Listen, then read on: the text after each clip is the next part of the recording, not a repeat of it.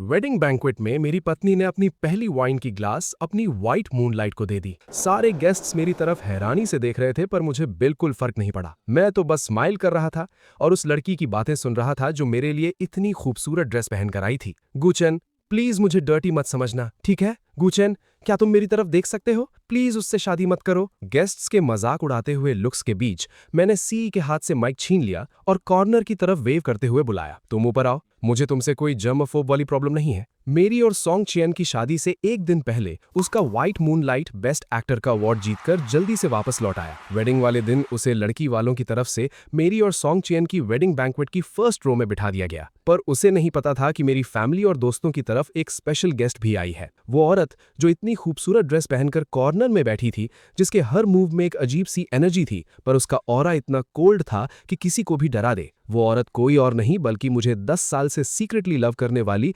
सिक Eris थी, और वो सॉन्ग चियन की सबसे बड़ी दुश्मन भी थी, अनरन। टोस्टिंग का टाइम आया। मेरे मम डैड वहां पहले से बैठे थे, वेट कर रहे थे कि सॉन्ग चियन आकर उन्हें टोस्ट करेगी, पर वाइन का ग्लास उठाने के बाद वो ऑटोमेटिकली घूम गई और लियांग यिंग की तरफ चली गई। वो हमेशा जेंटल और पोलाइट रहती थी, कभी गुस्सा नहीं करती थी, पर आज उसकी बातें बहुत शार्प थीं। कांग्रेचुलेशंस लियांग यिंग, इतने सालों बाद आखिरकार तुम्हारा सपना पूरा हो गया। लगता है मुझे छोड़कर फॉरेन जाने का तुम्हारा डिसीजन बिल्कुल सही था। आज की एक ग्लास वाइन मेरी और गू चैन की तरफ से तुम्हारे लिए एक सेलिब्रेशन है। मैं पहले पीती हूँ।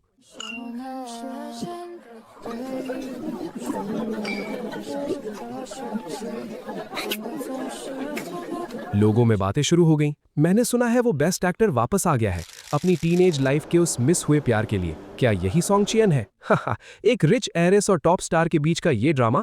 लगता है इस फैमिली का बड़ा यंग मास्टर अब एक जोकर बन गया है, पर अफसोस उन्हें डिसअपॉइंट होना पड़ेगा, क्योंकि मैं जिसकी ये शादी है, मेरे पास उनके इन फालतू कमेंट्स के लिए कोई टाइम नहीं था। मैं आराम से चेयर पर लीन करके बैठा था और कॉर्नर से अनरन की आवाज सुन रहा था। मुझे थोड़ी हंसी आ रही थी। गुचन, प्लीज मुझे छोड़कर मत जाओ, ठीक है? क्या तुम एक बार मेरी तरफ देख सकते हो? प्लीज उससे शादी मत करो। वो ग्रूम की ड्रेस पहने हुए मेरी तरफ देखने की हिम्मत भी नहीं कर पा रही थी, बस अपने दिल में पिघल रही थी। वेडिंग सॉन्ग कंटिन्यूअसली प्ले हो रहा था और उसके हाथ में पकड़े हुए रोज फ्लावर्स को उसने लगभग क्रश कर दिया था। जब सॉन्ग चियन ने लियांग यिंग से ग्लास छीना और उसे डांटा कि वो उसे नहीं पिलाना चाहती, उसी वक्त अनरन ने अपने हाथों को इतनी जोर से क्लेंच किया कि उसके नेल्स उसकी स्किन में घुस गए और उसके हाथ पर हील हो चुके वूंड से फिर से ब्लड निकलने लगा। ये सब देखकर मैं सीधा स्टेज पर गया और सी के हाथ से माइक छीन लिया। सारे गेस्ट्स एकदम से ड्रामा देखने वाले एक्सप्रेशन में आ गए। सॉन्ग चियन ने घूमकर स्टेज की तरफ देखा। उसका चेहरा बिल्कुल व्हाइट हो गया और उसकी आंखों में एक पैनिक था। वो मेरी तरफ आना चाहती थी, पर उसके पीछे खड़े आदमी ने उसका हाथ पकड़ लिया। लियांग यंग के पॉजेसिव और जेलस एक्सप्रेशन को देखकर वो ऑटोमेटिकली रुक गई। मैंने मुड़कर डार्क कॉर्नर में बैठी एन रैन की तरफ हाथ बढ़ाया। तुम ऊपर आओ, मुझे तुमसे कोई जर्मोफोब वाली प्रॉब्लम नहीं है। मेरी ये बातें पानी में गिरे एक हैवी बॉम्ब की तरह थीं, जिसने एक ही सेकंड में हजारों वेव्स पैदा कर दी। सारे पापरात्जी और हाई सोसाइटी के गेस्ट्स जानते थे कि गू फैमिली का यंग मास्टर होने के नाते मैं एक फेमस जर्मोफोब हूँ। यहाँ तक कि आज अपनी शादी में ब्राइड का हाथ पकड़ने के लिए भी मैंने ग्लव्स पहनने की कंडीशन रखी थी। सबकी नजरें उस कॉर्नर की तरफ घूम गई जहां मैंने पॉइंट किया था। सॉन्ग चियन भी उनमें से एक थी। हाँ, तुम ऊपर आओ। वो खूबसूरत ड्रेस पहनकर आई थी, अपने साथ पूरे 10 साल तक जमा किया हुआ दहेज लेकर, पर एक छोटे से हैमस्टर की तरह कॉर्नर में छुपकर जेलस हो रही थी। हाँ बिल्कुल, मुझे पता है कि उसने मेरे लिए $84.7 बिलियन का दहेज जमा किया था। एन रैन उस खून चूसने वाली एन फैमिली में 10 साल तक रुकी रही, एक पपेट और मनी मेकिंग मशीन की तरह यूज होती रही, सिर्फ इसलिए ताकि वो मेरी आगे की लाइफ सिक्योर कर सके। वो फॉरेन में 10 साल तक छुपी रही, पर मेरी शादी होते ही वो वापस आ गई और उसने मुझे $84.7 बिलियन का वेडिंग गिफ्ट दिया, सिर्फ और सिर्फ मेरे लिए। अगर मेरे पास माइंड रीडिंग वाली सिस्टम बुक ना भी होती तो भी उसकी फीलिंग्स बिल्कुल क्लियर थी। क्या मैंने कुछ गलत किया है? तुम अपसेट क्यों हो? सॉन्ग चेन ने आगे बढ़कर मेरे ग्लव्स वाले हाथ को पकड़ा। उसके चेहरे पर वही जेंटल और इनोसेंट एक्सप्रेशन था। अगर इस वक्त मुझे उसके दिल के अंदर का डर और पैनिक ना सुनाई दे रहा होता तो शायद मैं सच में मान लेता। वो मेरी और लियांग यंग के पास्ट को लेकर अपसेट है। उसने मुझे पकड़ लिया है। हालांकि मेरे दिल में अब भी लियांग यंग के लिए फीलिंग्स है, पर मैं तो बस इस शादी में उसके साथ सब कुछ खत्म करना चाहती थी। वो अब सिर्फ मेरा एक्स है। मैं उससे प्यार करने की हिम्मत नहीं कर सकती।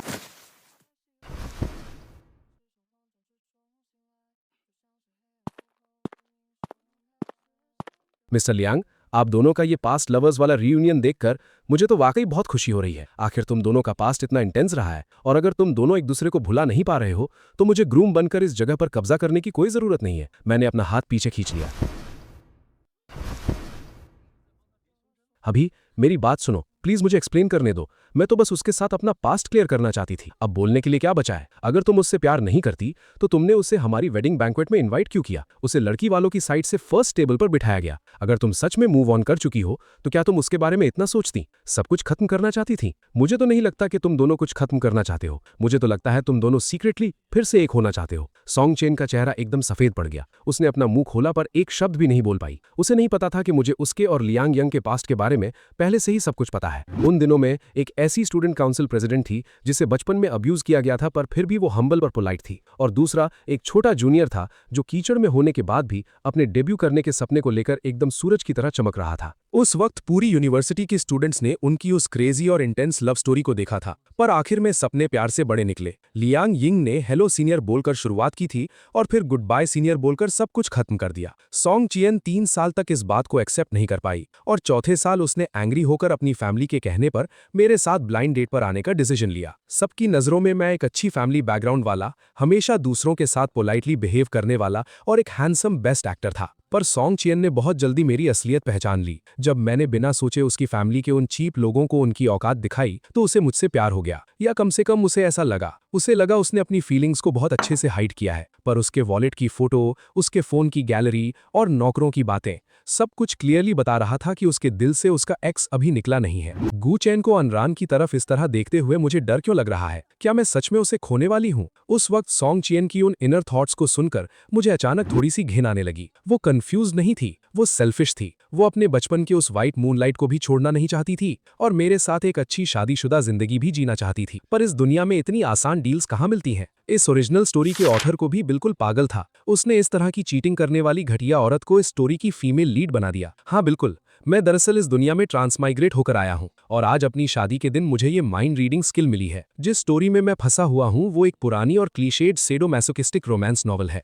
और सॉन्ग चियन इस नॉवल की फीमेल लीड है। स्टोरी लाइन के अकॉर्डिंग मेरे लिए उसकी फीलिंग्स अभी सिर्फ शुरू ही हुई हैं और उनका कोई खास मतलब नहीं है। और शादी के बाद क्योंकि उसका वाइट मूनलाइट वापस आ गया है तो आगे चलकर वो उसके साथ काफी वक्त गुजारेगी। इस दौरान उसे मेरे लिए गिल्टी भी फील होगा और मेरी बातों का असर भी उस पर पड़ेगा और आखिर में उसे अपने सच्चे प्यार का एहसास होगा और वो वापस आकर मेरे पीछे पड़ने लगेगी। जहां तक अनरान की बात है, वो सिर्फ एक अनफॉर्चुनेट फैमिली की बेटी थी जिसके पैदा होते ही उसकी मां मर गई थी और उसकी स्टेप मदर ने उसे जहर देकर हमेशा के लिए एक डार्क, इनसिक्योर और पैरानॉइड लड़की बना दिया था। और गू चैन एक जर्मोफोब था। वो गंदी चीजों को तो फिर भी बर्दाश्त कर सकता था पर इस बात को बर्दाश्त नहीं कर सकता था। पर अनरान, जिस दिन उसकी रियल मॉम की डेथ हुई थी, जिस दिन से वो आन फैमिली की हैरिस बनी थी, जिस दिन किसी ने उसके दूध में जहर मिला दिया था, उसने अपनी इनोसेंस उस बैटलफील्ड में उतरने से पहले ही खो दी थी। पिछले 10 सालों से वो हर दिन इसी गिल्ट और इनसिक्योरिटी में जी रही थी कि जब वो अपने गू चैन से मिली तब वो प्योर नहीं थी। वो उसे कन्फेस करने की हिम्मत भी नहीं कर सकी थी। पर अब जब उसने अचानक से मेरी ये लाइन सुनी कि मुझे तुमसे कोई जर्माफोब वाली प्रॉब्लम नहीं है, तो गू चैन तुम वाकई मुझसे नफरत नहीं करते? तब से फ्रीज हो चुकी अनरान आखिरकार होश में आई। वो एक एक कदम बढ़ाकर मेरी तरफ आई। उसके हाथों में डार्क रेड रोजेस का बुके था जिसमें एक मोटी सी वेडिंग गिफ्ट की लिस्ट फंसी हुई थी। मैंने उसकी उस सैड और हैवी सांस को सुना। ये मेरे 10 साल का जमा किया हुआ दहेज है। अब तुमने उसे चुन लिया है तो ये सब एक वेडिंग गिफ्ट है। क्या तुम्हें मेरा नाम याद है या सिर्फ इस वेडिंग गिफ्ट की वजह से तुम मुझे ऐसे मना रहे हो? मैं हंसे बिना नहीं रह सका। मैंने अपना हाथ बढ़ाया और उसके सिर पर पैट किया। 10 साल हो गए, तुम आने में इतनी लेट क्यों हो गई? मेरी आवाज बहुत धीमी थी। अनरन ने सिर्फ आखिरी का हिस्सा सुना। वो चौंक गई और उसके दिल का पहला रिएक्शन था कि इसे सच में मैं याद हूं। वो सोचने लगी कि इसे किस कलर का सैक पसंद होगा। मैंने मुस्कुराते हुए अपना हाथ उसकी पतली कमर पर रख दिया। उसके करीब आते ही क्लिक क्लिक चारों तरफ से कैमरास की फ्लैशेस चमकने लगी। मैं बिल्कुल स्टेबल रहा और अपना सिर झुकाकर उसके कान के पास ले गया। वो औरत मेरे ही वेडिंग में अपने वाइट मूनलाइट के साथ रो रही है। क्या तुम ये सब चुपचाप बर्दाश्त कर लोगी? मेरी आवाज ज्यादा तेज नहीं थी। सिर्फ मेरे ठीक सामने खड़ी अनरन और मेरे पास खड़ी सोंगचियन ही इसे सुन सकती थी। सोंगचियन के कदम वहीं रुक गए और उसका चेहरा बहुत बुरा बन गया। अनरन का चेहरा तो पूरा लाल हो गया। उसके हाथ बिल्कुल फ्रीज होकर उसकी पीठ के पीछे चले गए, जैसे उसे डर हो कि कहीं वो मुझे टच ना कर दे। मैं तुम्हें स्नैच करना चाहती हूँ। मैं बस यही लाइन सुनना चाहता था। मैंने हाथ बढ़ाकर उसके हाथ से बुके लेना चाहा पर सोंगचियन ने मुझे रोक लिया। गू चियन। अनरन का जबड़ा काइट हो गया और उसके आसपास की पूरी वाइब अचानक ड्रॉप हो गई। उसने ऑटोमेटिकली मेरी तरफ देखा। मैं अनकॉन्शियसली एक कदम पीछे हट गया और पैनिक में अपने हाथों को अपनी पीठ के पीछे छुपा लिया। गेस्ट्स भी उसे अजीब नजरों से देखने लगे थे। आखिर अनरन के पास्ट का वो स्कैंडल उस वक्त हाई सोसाइटी में आग की तरह फैल गया था। मैं आगे बढ़कर अचानक उसका हाथ जोर से पकड़ लिया और अपने दूसरे हाथ से सोंगचियन के हाथ से माइक वापस छीन लिया। अनरन एकदम चौंक गई। मैंने बिल्कुल एक्सप्रेशनलेस फेस के साथ सोंगचियन की तरफ देखा। मैंने कहा था ना कि अनरन से मुझे जर्मोफोब वाली कोई प्रॉब्लम नहीं है, पर तुमसे मुझे प्रॉब्लम है। ये बोलकर मैंने सोंगचियन की उस फायरी और शॉक वाली नजरों को पूरी तरह इग्नोर किया, अपनी लवर का हाथ पकड़ा और गेस्ट्स के बीच में से उसे उस झूठी और ड्रामा से भरी वेडिंग से बाहर निकाल ले गया। सब लोग ऐसे शॉक होकर मत देखो, आराम से खाओ पियो। खाने का सारा बिल मेरी प्यारी पत्नी अनरन के अकाउंट में जाएगा। अनरन की नेक तक लाल हो गई थी। उसने तुरंत घूमकर अपने असिस्टेंट से होटल को 50 मिलियन स्वाइप करने के लिए कह दिया। सुना था कि उस दिन वहां से बाहर निकलते वक्त इस वक्त मैं कार में बैठा था और मैंने नॉर्मल फेस बनाए हुए अनरन की तरफ देखा। मेरे कान उसके इनर थॉट सुनकर सुन्न पड़ गए थे। उसने मुझसे शादी कर ली, वो मुझे अपने साथ ले आया। वो सच में मेरी उन गंदी चीजों से नफरत नहीं करता। मैं बिल्कुल क्लीन नहीं हूँ। मैंने 3 घंटे से नहाया भी नहीं है। क्या ये सीट गंदी नहीं हो जाएगी? मैं बिल्कुल स्पीचलेस था। ये बेवकूफ अभी भी वहां किस बात का वेट कर रही है? गाड़ी चलाओ ना, आज मैं तुम्हारे घर रुकने वाला हूँ। अनरन की पूरी बॉडी एक झटके से हिली और उसने डर के मारे मेरी तरफ देखा। मेरा घर नहीं, मैं बिल्कुल नहीं चाहती कि गुचियन मेरे विला के अंदर का वो सामान देखे।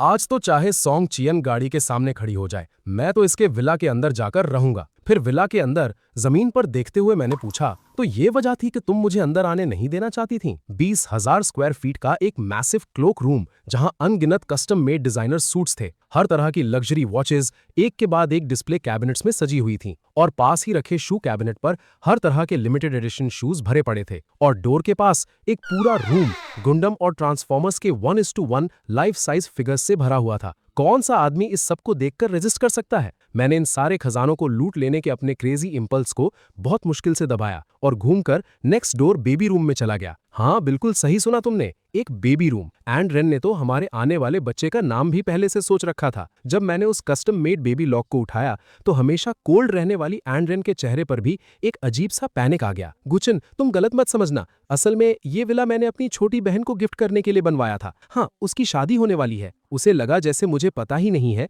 कि उसकी स्टेप मदर की उस बेटी और उसके बीच का रिश्ता कितना खराब है। नहीं, गुचेन को पता नहीं चलना चाहिए। ये वो वेडिंग हाउस है जो मैंने चुपके से रेडी किया था। मैंने एन रेन की तरफ देखा और उसके इस झूठ को एक्सपोज नहीं किया, बस उसकी तरफ देखा तो उसके लिप्स पर एक हल्की सी स्माइल थी। मुझे ये बहुत पसंद आया। एन रेन फिर से अपनी उसी काम और कोल्ड स्टेट में वापस आ गई और एक छोटी सी आवाज में बोली, पर उसके दिल की वो क्रेजी खुशी उसकी सारी असलियत बयान कर रही थी। एक सेकंड, गुचन ने अभी कहा उसे पसंद आया, पर अगले ही पल मैंने उसकी इनसिक्योर आवाज सुनी। अगर गुचन को मेरी इस रियलिटी के बारे में पता चल गया तो वो मुझसे और भी नफरत करने लगेगा। वो ऑटोमेटिकली आधा कदम पीछे हट गई और उसने मेरे साथ एक फिक्स्ड डिस्टेंस बना ली, ना कम ना ज्यादा, बस एग्जैक्टली 1 मीटर। ये एक पोलाइट सोशल डिस्टेंस होती है। एन रिन ने मेरी तरफ नहीं देखा और बिना कुछ बोले मुझे ऊपर मास्टर बेडरूम की तरफ ले गई। ये सूट पहनने में तुम अनकंफर्टेबल फील कर रहे होगे। रूम में चेंजिंग के लिए कपड़े रखे हुए हैं, तुम पहले शावर ले लो, मैं किचन में डिनर प्रिपेयर करवाती हूँ। मैं थोड़ा लॉस था, मेरा ध्यान पूरी तरह उसके उन थॉट्स पर था। उसकी आवाज थोड़ी कांप रही थी। अगर तुम्हें ये कपड़े पहनने की आदत नहीं है तो मैं किसी को भेजकर सॉन्ग फैमिली के वहां से मंगवा लेती हूँ। वो उदास होकर मुड़ गई। जैसे मैंने सोचा था, गुचन सच में मुझसे नफरत करता है। वो मेरे साथ इसलिए आया है क्योंकि उसे सोंगचियन पर गुस्सा निकालना था। पर मैं वहीं फ्रीज होकर खड़ा रह गया और एक तरफ देख रहा था। रूम के बेड साइड टेबल पर एन रिन की उसकी टीनेज ईयर्स की फोटो रखी थी, जिसने मुझे पिछले 10 साल पुरानी यादों में डाल दिया, जब उसके फादर और उसकी स्टेप मदर की वो ग्रैंड वेडिंग हुई थी। वो टाइम जब मेरी और एन रिन की पहली मुलाकात हुई थी, जो मेरे इस बुक वर्ल्ड में ट्रांसमाइग्रेट होने के ठीक थोड़ा टाइम बाद का वक्त था। तुम यहाँ क्या कर रही हो? बाहर निकलो। तुम्हारी वजह से तुम्हारी माँ मर गई, क्या वो काफी नहीं था? अब क्या तुम मेरी इस वेडिंग को भी बर्बाद करने आई हो? व्हील चेयर पर बैठी उस खुश लड़की पर जैसे ठंडा पानी डाल दिया गया। उसने जो गिफ्ट पकड़ा हुआ था उसे धीरे से अपनी पीठ के पीछे छुपा लिया। मैंने अपनी आंखों से उस लड़की को डिसअपॉइंटमेंट के साथ अपना सिर झुकाते देखा जब वो व्हीलचेयर चलाते हुए उस ग्रैंड वेडिंग बैंक्वेट के कॉर्नर में चली गई। ठीक एक दिन पहले जब उसे पता चला कि उसके फादर दूसरी शादी कर रहे हैं तो वो सीढ़ियों से गिर गई थी। इस तरह की बैड लक वाली हरकतों की वजह से ही उसके फादर अनफू की उसके लिए नफरत और ज्यादा बढ़ गई थी। पीछे से अनरैन की स्टेप मदर जो व्हाइट वेडिंग ड्रेस पहने हुए थी, पर उसकी बुरी नीयत उस ड्रेस से भी छुप नहीं पा रही थी। ऐसे खुशी के दिन पर ऐसी कौन सी बात है जिस पर आप इतना गुस्सा हो रहे हैं? कुछ नहीं, बस एक आधी मरी हुई कुत्ती थी, मैंने उसे बाहर निकलवा दिया है। ओह, तो वो एक स्ट्रीट डॉग थी। अनरैन की स्टेप मदर हंसी, पर अचानक उसकी नजर थोड़ी दूर खड़े मुझ पर पड़ गई और जो मॉकिंग वर्ड्स वो आगे बोलने वाली थी वो उसने वापस निकल लिए। खैर छोड़ो, सीई ने बताया कि अभी थोड़ी देर में हमारी मेन वेडिंग स्टार्ट होने वाली है, मैं पहले जाकर अपना मेकअप टचअप कर लेती हूँ। ये बोलकर उसने एलिगेंटली अपनी ड्रेस पकड़ी और वहां से चली गई। अनफू ने अपना फोन निकाला और स्क्रीन को बिल्कुल ब्लैंक फेस के साथ देखने लगा। मैं थोड़ा दूर था तो ठीक से देख नहीं पाया, पर हल्का सा दिख रहा था कि स्क्रीन पर रेड ट्रेडिशनल वेडिंग ड्रेस में कोई औरत थी। उसका फेस बिल्कुल अनरैन की सगी माँ जैसा दिख रहा था। मुझे अचानक याद आया, स्टोरी में अन रैन के इस टॉक्सिक बाप की एक अपनी ही व्हाइट मून लाइट वाली कहानी थी। कितना मनहूस है। मैंने उसके बकवास बाप को देखना छोड़ दिया और घूमकर वापस अन रैन की तरफ देखा। गार्डन के कॉर्नर में व्हीलचेयर पर बैठी अन रैन उन आते जाते गेस्ट्स को बिल्कुल लॉस्ट नजरों से देख रही थी। तुम्हें दिखाई नहीं देखा क्या? रास्ते के बीच में क्यों खड़ी हो? एक वेटर जिसे लगता है किसी ने ऑर्डर देकर अन रैन की बेइज्जती करने के लिए भेजा था, उस पर चिल्लाया। कोई शक नहीं कि इस बच्ची और इसकी सगी माँ को इसका बाप एक कुत्ते की तरह ट्रीट करता है। अन रैन पूरी तरह से डरकर कांपने लगी और उसके चेहरे का सारा रंग उड़ गया। मुझे याद है मैं गुस्से में अपनी स्लीव्स फोल्ड करके उस वेटर को सबक सिखाने के लिए आगे बढ़ा ही था। तभी मैंने देखा कि अन रैन की व्हील चेयर बैकवर्ड स्लिप होते हुए पीछे के स्विमिंग पूल की तरफ गिर गई। उसका पहले से ही सफेद पड़ चुका फेस अब और भी ज्यादा पेन से भर गया। उसने हेल्प मांगने के लिए ऑटोमेटिकली अपना मुंह खोला, पर जब उसने ऊपर देखा, चारों तरफ लोग खुशी खुशी बातें कर रहे थे। उनके चेहरों पर खुशी की स्माइल थी और किसी ने भी उसकी मौजूदगी तक नोटिस नहीं की थी। तभी व्हीलचेयर का पिछला पहिया जमीन पर पड़े एक पेड़ की टहनी से टकराया और आखिरकार रुक गया। मैंने चैन की सांस ली। मेरे अलावा किसी को पता नहीं चला कि वो अभी मौत के मुंह से वापस आई है, पर अगले ही सेकंड मैंने उसकी आंखों में एक डीप डिस्पेयर देखी। उसने पूरी ताकत से अपना माथा पास के एक पेड़ के ट्रंक पर टिकाया। व्हीलचेयर पर रखे उसके दोनों हाथों में ताकत आ गई और उसके उस झटके की वजह से व्हीलचेयर ने आखिरकार उस पेड़ की टहनी को पार कर लिया जो उसे बचा रही थी। पूल के पानी में एक बड़ा स्प्लैश हुआ। जो लोग वहां एक दूसरे के साथ वाइन ग्लासेस टकरा रहे थे, उन्होंने बस एक बार उस तरफ देखा और वापस हंसने और बातें करने लगे। मैंने अपने दांत पीसे और बिना कुछ सोचे समझे पूल की तरफ भागा। मुझे आखिरकार समझ में आ गया था कि एन रैन क्यों एक पैरानॉइड और क्रेजी बच्ची थी। एक बुक कैरेक्टर होने के नाते ऑथर को उसे लिखने के लिए सिर्फ एक लाइन या एक सेंटेंस की जरूरत पड़ी होगी, पर उस बेचारी को ये जिंदगी एक्चुअली फेस करनी थी। उस वक्त मुझे अचानक इस स्टोरी को चेंज करने का आइडिया आया। बिना कोई हेजिटेशन के मैं पूल में कूद गया। मैं चाहता था कि इस दुनिया में कोई तो हो जो उसे प्यार करे। अगर उसकी माँ जिंदा होती तो वो भी जरूर उसे अपनी दुनिया की सबसे कीमती चीज मानती। मैंने एन रैन को धक्का देकर पूल के किनारे पर पहुंचा दिया। सुनो, इसके बाद तुम्हारी किस्मत जरूर बदल जाएगी। मैं हंसा, पर मेरी ताकत खत्म हो गई थी और मैं उस पूल की गहराई में डूबता चला गया। सबसे फनी बात तो ये थी कि जैसे ही मैं पानी में डूबा, सभी लोग पैनिक हो गए। मैंने देखा कि किनारे पर लोगों की भीड़ इकट्ठा हो गई है, पर तब भी किसी ने उस बेहोश एन रैन पर ध्यान नहीं दिया। जब मेरी आंखें खुलीं तो मैं हॉस्पिटल में लेटा था। बेड के पास मेरे फादर बैठे थे, जिनकी आंखें रोने से लाल हो चुकी थीं। तुम ये कैसा हीरो बनने का नाटक कर रहे थे? उस मनहूस लड़की को बचाने की क्या जरूरत थी? तुम्हें पता भी है तुम्हारी जान जाते जाते बची है। मेरे फादर मुझे बहुत बुरी तरह डांट रहे थे, पर मेरे दिल में एक वार्मथ थी। ये पहली बार था जब मुझे फैमिली का प्यार फील हुआ था, भले ही ये एक बुक कैरेक्टर ही क्यों ना हो। मैंने पलटकर जवाब नहीं दिया, बल्कि अपने फादर को देखकर बस बेवकूफों की तरह मुस्कुराता रहा। वो भी मेरे सामने हार मान गए और मुझे आराम करने का बोलकर चले गए। और मुझे ये भी पता था कि एन रैन मेरे हाथों सच में बच चुकी थी। मैंने वाकई स्टोरी को चेंज कर दिया था। तो जो बातें मैंने पानी के अंदर उससे इशारे में कही थीं, वो भी जरूर समझ गई होगी। मुझे याद है बुक में ऑथर में एक लाइन लिखी थी, उसकी मॉम ने लेबर रूम में उसे सेफ रखने की हर मुमकिन कोशिश की थी। उस वक्त मेरे दिमाग में एक ही ख्याल था, मुझे उसे ये बात जरूर बतानी है। जब उसे ये बात पता चलेगी तो उसके अंदर जीने की चाहत पैदा हो जाएगी। मेरे दिमाग में ऑटोमेटिकली टाइमलाइन के आगे की स्टोरी घूमने लगी, पर मैं जितना इसके बारे में सोच रहा था, मेरे चेहरे की स्माइल उतनी ही गायब होती जा रही थी। ओरिजिनल स्टोरी में शादी के बाद लोगों को पता चलता है कि एन रैन पानी में डूब गई है। अपने इस व्हाइट मूनलाइट की सगी बेटी को लगभग खोने के इस डर से एन फू पहली बार एन रैन को लेकर अपनी फिक्र दिखाता है, पर इसी की वजह से एन रैन अपनी स्टेप मदर की नजर में खटकने लगती है। उसे लगता है कि एन रैन जानबूझकर एन फू का अटेंशन पाने की कोशिश कर रही है, इसलिए वो दिखावे के लिए एन रैन की फिक्र करती है और उसके दूध में जहर मिला देती है। और फिर एन रैन के उस चेहरे को देखने के बाद उसकी दुश्मनी इतनी बढ़ जाती है कि वो उसे एक बिजनेस टूल की तरह यूज करती है, और वहीं से एन रैन के सबसे बड़े नाइटमेयर की शुरुआत होती है। ये सोचते ही मेरे पीछे डर के मारे पसीना छूट गया। क्या मैंने सच में स्टोरी चेंज कर दी थी, या फिर मेरा वो एक्शन शुरू से ही इस बुक की टाइमलाइन का हिस्सा था? हाँ, मुझे याद आया। ओरिजिनल स्टोरी में गू चेन के कैरेक्टर में कोई ट्रांसमाइग्रेट नहीं हुआ था। उसे एक सिवियर जर्मोफोब दिखाया गया था, तो वहां मौजूद लोगों में वही एक अकेला इंसान था जो अनरान को बचाने के लिए कभी आगे नहीं आता। स्टोरी लाइन के हिसाब से अनफू के जाने के बाद उसकी स्टेप मदर ने अनरान को ताने मारना शुरू कर दिया। तुम्हारी माँ के तुम्हें बचाने का क्या ही फायदा हुआ? उससे अच्छा तो तुम किसी कुत्ते के रूप में पैदा हो जाती। बस इसी एक लाइन ने अनरान के अंदर जीने की आग जला दी थी। ओरिजिनल स्टोरी में उसकी व्हीलचेयर भी कहीं नहीं फंसी थी। अपने सर्वाइवल इंस्टिंक्ट की वजह से उसने पूल का एज पकड़ा और खुद बाहर निकल आई, पर अब मेरी वजह से स्टोरी का प्लॉट बदल गया था और वो वापस हॉस्पिटल पहुंच गई थी। ये सोचते ही मैंने घबराहट में जल्दी से ब्लैंकेट हटाया और पागलों की तरह अपने हाथ से आईवी ड्रिप निकाल दी। मेरे पास अभी भी 1 घंटा है, मैं इस फालतू प्लॉट को जरूर बदल दूंगा। टैक्सी में बैठे हुए मैं लगातार स्टोरी के प्लॉट के बारे में सोच रहा था। अनरान विंडो के बाहर ब्लैंकली देख रही थी।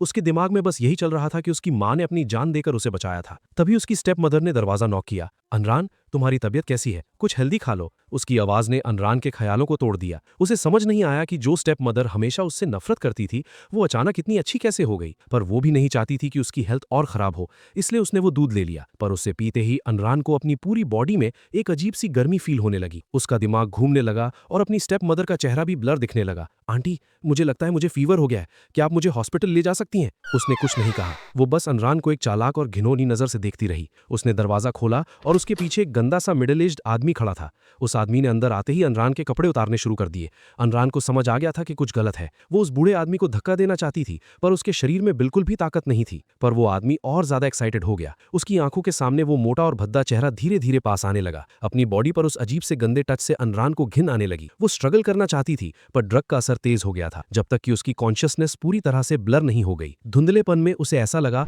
जैसे कोई भारी चीज जमीन पर गिरी हो। जब मैंने अनरान के रूम की विंडो खोली तो मैंने देखा कि वो बूढ़ा आदमी अनरान के ऊपर लेटा हुआ था। वो एक घटिया इंसान, पीछे हट। मैं जल्दी से विंडो से अंदर कूदा और सीधा उस बूढ़े आदमी के सिर के पीछे एक जोरदार पंच मार दिया। वो बूढ़ा वहीं बेहोश हो गया। थैंक गॉड कुछ नहीं हुआ था। मैं सही टाइम पर पहुंच गया। मेरे सामने अनरान उस ड्रग की वजह से आधी बेहोशी की हालत में जमीन पर लेटी हुई थी और उसकी पूरी बॉडी से तेज हीट निकल रही थी। सालों तक नौकरों की तरह काम करने और सताए जाने की वजह से वो बहुत पतली थी, पर उसकी बॉडी पर जरा सा भी एक्स्ट्रा फैट नहीं था। उसके कॉलर बोन्स बिल्कुल क्लियर थे और उस खूबसूरत चेहरे के साथ मैं एडमिट करता हूं कि उस मोमेंट के लिए मैं भी थोड़ा डिस्ट्रैक्ट हो गया था। पर हम दोनों ही अभी 19 या 20 साल के थे। अभी तो हमारी लाइफ बस शुरू हुई थी। ऐसे में फिजिकल होकर खुद को सैक्रिफाइस करना थोड़ा ज्यादा ही अजीब हो जाता। मैंने एन रैन के कपड़े उतारे, रूम के वॉशरूम से ठंडा पानी लेकर आया और उस ठंडे पानी से मैं लगातार एन रैन की बॉडी को साफ करने लगा। धीरे धीरे एन रैन का बॉडी टेम्परेचर नॉर्मल होने लगा। मैंने चैन की सांस ली। मुझे अपनी बॉडी में बिल्कुल एनर्जी फील नहीं हो रही थी। तब मुझे याद आया कि मुझे भी तो तेज फीवर था।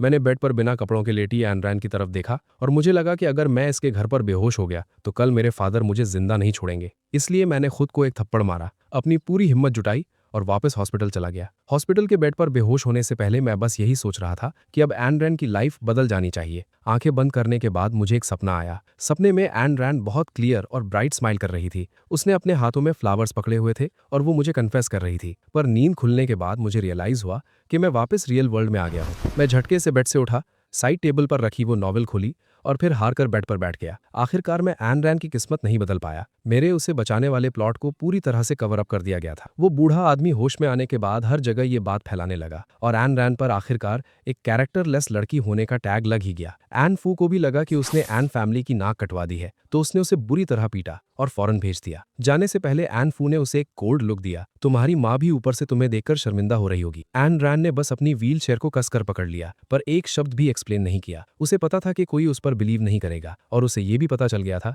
कि जिस गू फैमिली के यंग मास्टर ने उसे बचाया था उसे सीवियर जर्माफोब वाली प्रॉब्लम थी। ये न्यूज़ सुनने के बाद उसने खुद को पूरा दिन वॉशरूम में लॉक कर लिया और अपनी बॉडी को तब तक रगड़ कर धोती रही जब तक कि उसकी स्किन लाल होकर छिल नहीं गई। अगले 10 सालों तक फॉरेन में रहते हुए वो चुपचाप मुझे नोटिस करती रही। वो हर दिन मेरे सोशल मीडिया अकाउंट्स चेक करती थी, जब तक कि एक दिन उसने मेरी कोई सेल्फी नहीं बल्कि ये न्यूज़ देखी कि गू चैन सॉन्ग चैन से शादी करने वाला है। 3 महीने बाद एन रैन ने वापस अपने देश लौटने का डिसीजन लिया। वो 10 सालों तक जमा किए हुए अपने बिलियंस के एसेट्स लेकर उस शादी में आई थी ताकि वो अपने प्यार को किसी और का होता हुआ देख सके। पर अब क्योंकि मैं वापस आ गया हूं तो ये स्टोरी लाइन फिर से बदल गई है। बुक के 10 साल रियल वर्ल्ड के सिर्फ 1 महीने के बराबर थे। किसी को नहीं पता कि इस 1 महीने में मैं हर दिन खुद को सर्दी में रखकर फीवर लाता था, सिर्फ इसलिए ताकि मैं दोबारा यहाँ आ सकूं।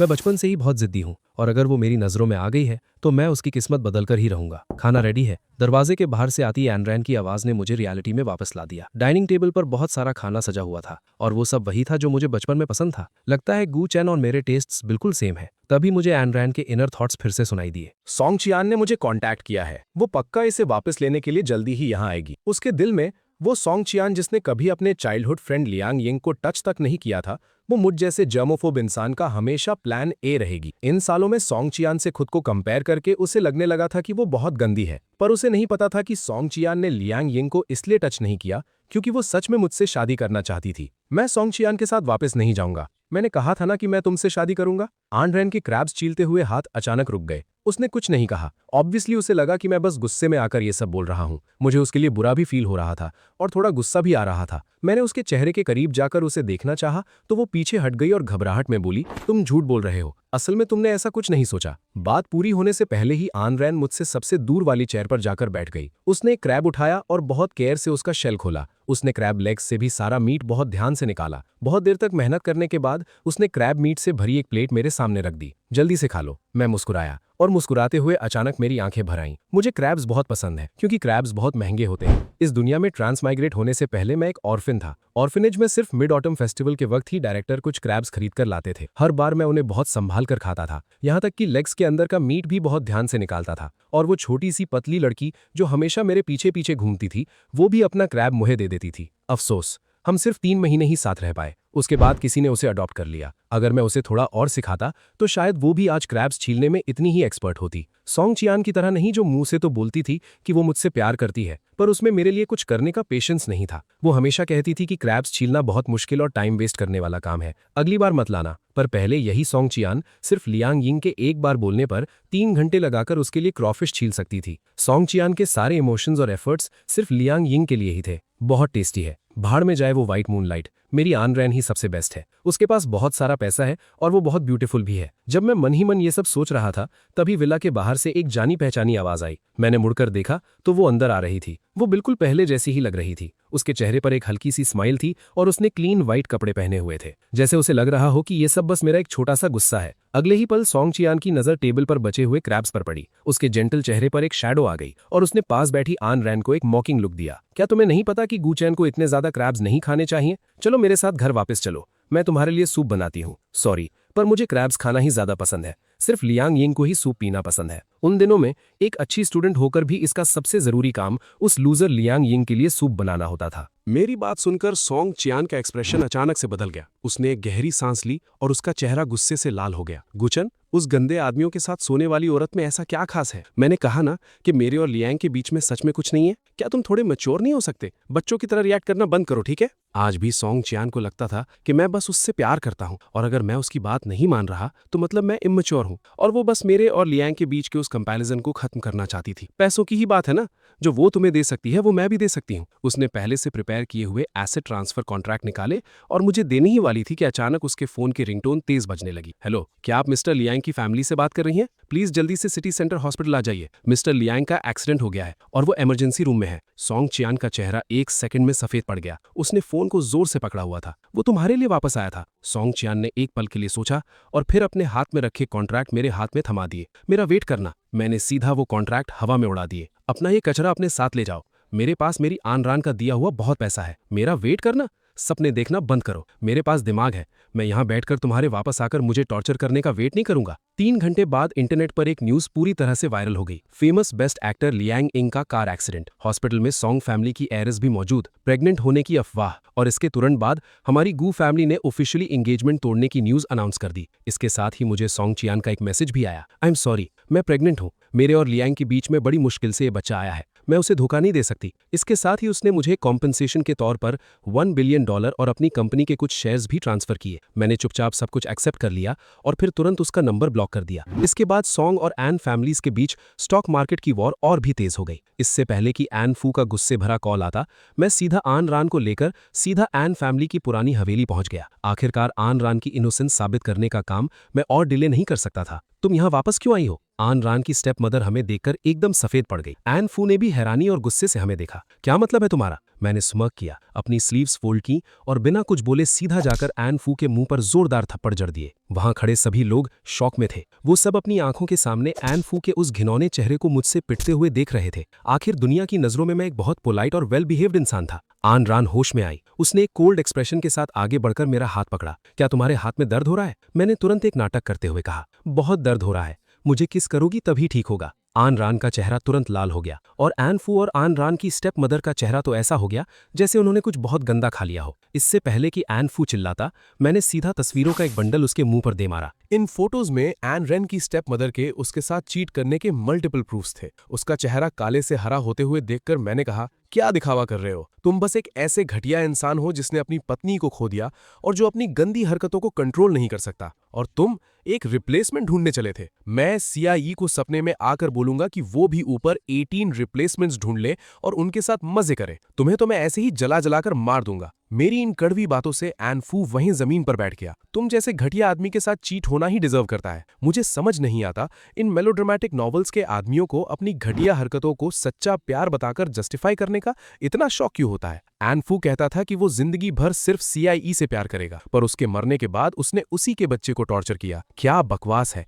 कि बच्चे की वजह से मां मर गई। ये आदमी सिर्फ इस बात से जलस था कि उसकी पत्नी ने उसे छोड़कर बच्चे को चुना। और ओरिजिनल ऑथर इस आदमी को एक डीपली इन लव कैरेक्टर बोलता था। इसे पढ़कर मुझे लगभग उल्टी आ गई थी। मैंने अपने हाथ में पकड़ा हुआ पहले से रेडी किया वीडियो कैमरा एन फू के मुंह पर फेंक कर मारा। खुद देख लो कि वो अपने बच्चे से कितना प्यार करती थी। उस वीडियो में एन रेन की मां का लेबर रूम का सीन था। बेबी की पोजीशन ठीक नहीं थी और सर्जरी में बहुत रिस्क था। डॉक्टर्स ने कहा कि अगर कुछ गलत हुआ तो मां या बच्चे में से सिर्फ एक को बचाया जा सकता है। ऑपरेशन टेबल पर सीआईई का चेहरा बिल्कुल पीला पड़ चुका था, पर उसकी आंखों में एक मजबूत डिटर्मिनेशन था, बच्चे को बचाओ। ये बोलने के बाद उसने मुश्किल से अपना चेहरा कैमरे की तरफ घुमाया और एक जेंटल स्माइल दी। चेंग वांग, तुम भी इस बच्चे का बहुत बेसब्री से इंतजार कर रहे थे ना? मुझे बहुत अफसोस है कि मैं अब और तुम्हारे साथ नहीं रह पाऊंगी। ये बच्चा हमारी लाइफ का एक्सटेंशन है। वो मेरी जगह हमेशा तुम्हारे साथ रहेगा। तुम्हें उसका बहुत अच्छे से ख्याल रखना है। अगर मुझे पता चला कि तुमने हमारे बच्चे के साथ कुछ गलत किया तो मैं तुमसे कभी प्यार नहीं करूंगी। वीडियो यहीं पर खत्म हो गया।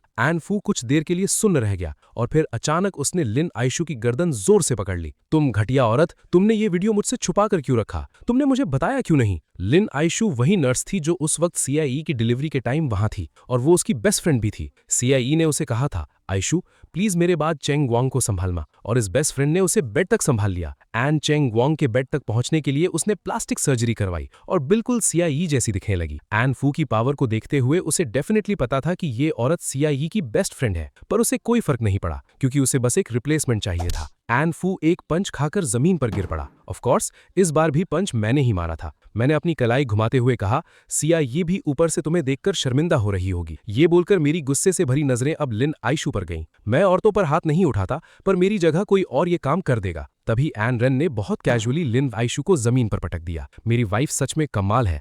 हम दोनों बिल्कुल परफेक्ट टीम है। आधे घंटे बाद लिन आइशू, जिसका चेहरा मार खा खाकर सुअर जैसा हो गया था, पागलों की तरह चिल्लाने लगी। मेरी और एन रेन की फाइटिंग स्किल्स उससे बहुत बेटर थीं, इसलिए उसका टारगेट एन फू बन गया। हाँ, मैंने शियाई को धोखा दिया क्योंकि मुझे उससे जलन होती थी। मुझे जलन होती थी कि उसकी किस्मत मुझसे इतनी अच्छी कैसे है। क्या तुम सच में उससे प्यार करते हो? अगर करते तो क्या उसकी इकलौती बेटी के साथ ऐसा सलूक करते? क्या मुझे बस एक रिप्लेसमेंट बनाकर रखते? तुम भी तो कम नहीं हो। तुम्हें अच्छे से पता था कि मैंने अनरान को फंसाया था, पर तुमने अपना सारा गुस्सा उसी पर निकाल दिया। तुम्हें मुझे पॉइंट आउट करने का क्या हक है? तुम कहते हो कि तुम्हारी बेटी गंदी है, पर असल में सबसे गंदे तो तुम हो। तुम कुछ नहीं कर पाए, इसलिए तुमने मुझे और अपनी बेटी को, जो तुमसे काफी हद तक मिलती जुलती है, अपना निशाना बनाया। और आखिर में उसने एक ऐसा सच उगल दिया जो मुझे एक्सपोज करने का टाइम भी नहीं मिला था। तुम्हें क्या लगता है शियाई की डेथ एक एक्सीडेंट थी? जो डॉक्टर उसका ऑपरेशन कर रहा था वो मेरा एक्स बॉयफ्रेंड था। मैं स्मग करते हुए उसकी तरफ देखा और फिर मैंने पुलिस स्टेशन से आया हुआ कॉल पिक किया। हेलो मिस, आपके एक्स बॉयफ्रेंड को अरेस्ट कर लिया गया है। मैं थोड़ा शॉक रह गया। मैंने मुंह खोलकर उसे बताना चाहा कि एक्चुअली मेरे पास इसके खिलाफ कोई सबूत नहीं था। ओरिजिनल स्टोरी में उसका एक्स बॉयफ्रेंड बहुत पावरफुल था और वो इजीली बच सकता था, वरना ओरिजिनल स्टोरी हजारों चैप्टर्स तक कैसे खिंचती। पर अब बहुत अच्छा हुआ, उसने उस आदमी पर भरोसा ना करके खुद ही सब सच बक दिया। उसने हमें हजारों चैप्टर्स की मेहनत से बचा लिया। सच में उसका ये बेवकूफ़ी भरा काम मुझे इमोशनल कर रहा था। उस हवेली से वापस आते वक्त मैंने अचानक गाड़ी चला रही अनरान की तरफ घूर कर देखा। मैं जितना सोच रहा था मुझे उतना ही कुछ अजीब लग रहा था। एक सेकंड रुको अनरान, तुम्हें अभी अभी पता चला कि तुम पूरी तरह इनोसेंट हो। तुमने कोई रिएक्शन क्यों नहीं दिया? ये तो तुम्हारा पिछले 10 सालों से सबसे बड़ा बोझ और ट्रॉमा था ना? क्या तुम्हें शौक होकर खुशी से रोना नहीं चाहिए था? और तुम्हें पता चला कि वो तुम्हारी माँ की कातिल है, उस पर भी तुमने कोई रिएक्शन नहीं दिया। अनरान ने स्टीयरिंग व्हील घुमाया, गाड़ी को एक सुनसान सड़क पर मोड़ा और ब्रेक लगा दी। क्या मैं अभी रिएक्ट करूं? क्या अभी टाइम है? इससे पहले कि मैं कुछ समझ पाता, मुझे अपने होठों पर एक सॉफ्ट और वार्म टच फील हुआ जो धीरे धीरे इंटेंस हो गया। मेरा दिमाग बिल्कुल ब्लैंक होने से पहले मुझे आखिरकार समझ में आ गया। मुझे सब समझ में आ गया था। अनरान फॉरेन में रहकर सबसे अमीर इंसान बन गई थी और उसने 84.7 बिलियंस का दहेज जमा कर लिया था। तो क्या वो अपनी एक स्टेप मदर को नहीं हरा सकती थी? और मुझे वो सारे सबूत इतने आराम से कैसे मिल गए? ऑब्वियसली किसी ने मेरे लिए पीछे से सारे रास्ते क्लियर कर दिए थे। तो इसका मतलब ये सारी मेहनत मैंने फालतू में की। अनरान, मुझे सब सच सच बताओ, वरना मैं तुम्हें मुझे किस नहीं करने दूंगा। अनरान की आवाज मेरे कान के पास धीरे से सुनाई दी। अगर मैं तुम्हें ये सब बता देती तो क्या तुम मुझ पर तरस खाकर मेरे करीब आते? चलो ठीक है, तुम कंटिन्यू करो। इसके बाद गाड़ी के अंदर सिर्फ अनरान की धीमी आवाज गूंज रही थी। हमेशा मेरे साथ रहने के लिए थैंक यू।